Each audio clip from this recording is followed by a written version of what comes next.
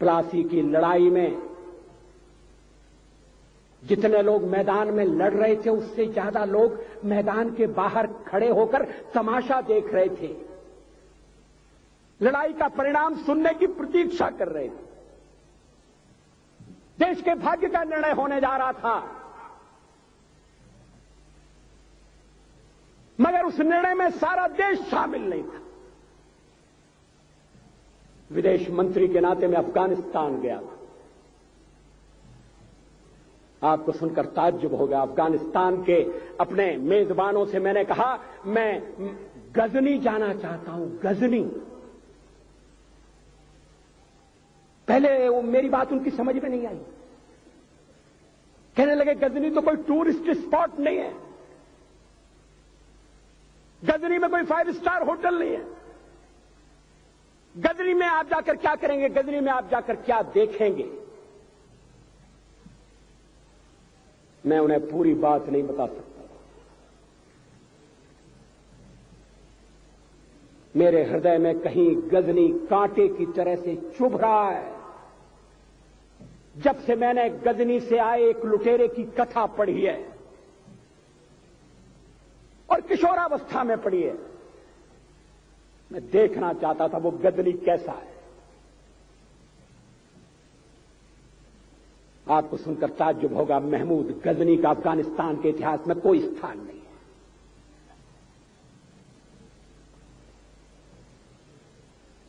गजनी छोटी सी जगह है, छोटा सा गांव है।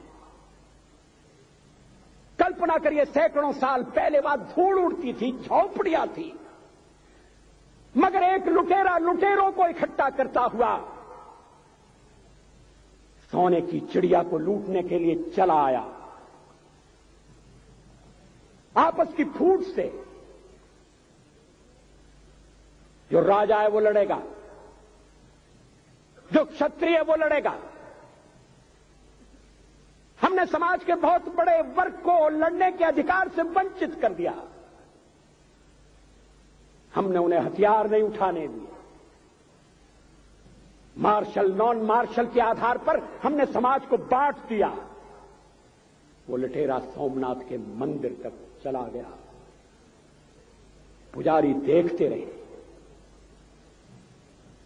मंदिर की पूजा भक्तों को करना पड़ती है। मंदिर तो एक प्रेरणा का केंद्र है। मैं देशपांडे जी की तरह से नास्तिक नहीं हूं, मगर उनकी नास्तिकता में भी जो आस्तिकता है मैं उसका आदर करता हूं, उसका सम्मान करता हूं। वो जिस आत्मविश्वास से नास्तिक होने की बात कहते हैं, तो मैं उनसे कहना चाहता हूं वो सचमुच में नास्तिक नहीं है। जिसकी आस्तिकता है, जिसका विश्वास है, वो नास्तिक कैसे हो सकता है। विश्वास किसमें है ये बड़ी बात नहीं है, विश्वास है या नहीं। हमने समाज के बहुत से बड़े वर्ग को विश्वासहीन बना दिया।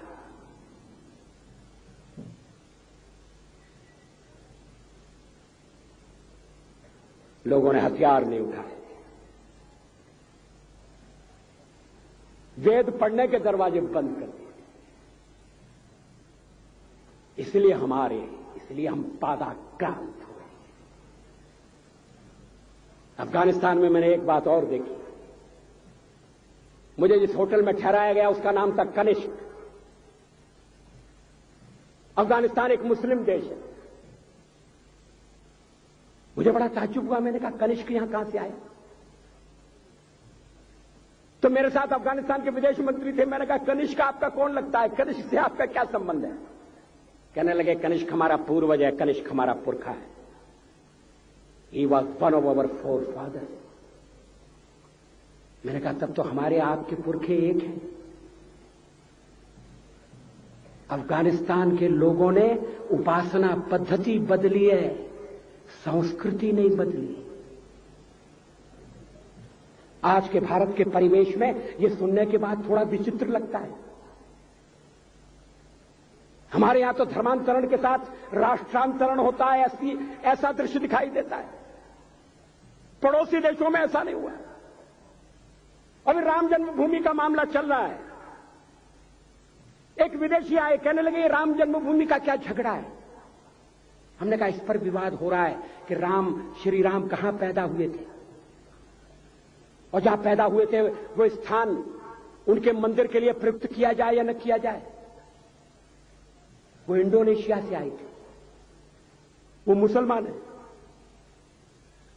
कहने लगे हम तो समझते थे कि राम के लिए सारे भारत में आदर होगा, सम्मान होगा।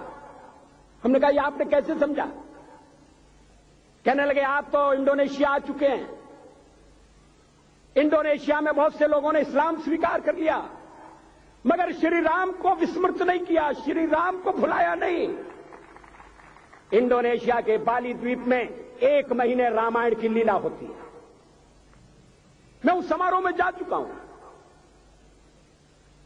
उस समय भी विदेश मंत्री मेरे पास बैठे थे। मैंने कहा ये रामायण ये क्या हो रहा है। मैंने कहा एक्सीलेंसी ये मंच पर क्या हो रहा है। कहने लगे एक्सीलेंसी आपको पता होना चाहिए। हमने कहा मुझे तो पता है मगर मैं जानना चाहता हूं। कहने लगे ये रामायण है, ये राम है, ये लक्ष्मण है, ये सीता है। हमने कहा इनसे आपका क्या संबंध है, आप तो मुसलमान हैं। कहने लगे हमारा संबंध बहुत पुराना है, हमारा तब का संबंध है जब हम मुसलमान नहीं हुए थे। थाईलैंड की राजधानी अयोध्या कही जाती है। थाईलैंड के राजा को आज भी राम कहा जाता है। सावरकर जी ने हिंदू राष्ट्र की बात की, हिम्मत के साथ। बुनियादी तौर पर भारत हिंदू राष्ट्र है।